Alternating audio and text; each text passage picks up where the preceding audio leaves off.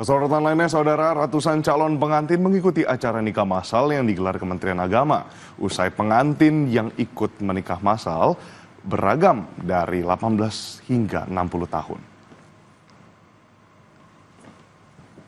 Sebanyak 100 pengantin di Jabodetabek resmi dinyatakan sah menjadi suami istri usai ijab kabul di Masjid Istiqlal Jakarta. Nikah massal ini disaksikan langsung oleh Menteri Agama Nasaruddin Umar, di mana pasangan pengantin juga diberikan fasilitas mahar, bantuan modal usaha, hingga fasilitas menginap di hotel Kementerian Agama.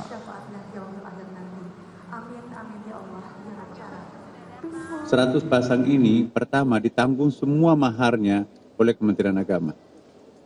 Kemudian yang kedua, dibantu pembinaan ekonomi mikro ya, dana usaha.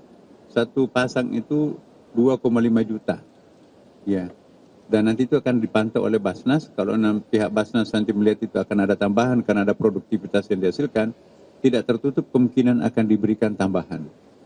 Yang ketiga, juga kita siapkan nanti malam ini ada nasihat perkawinan khusus dan diberikan kesempatan untuk menginap di hotel.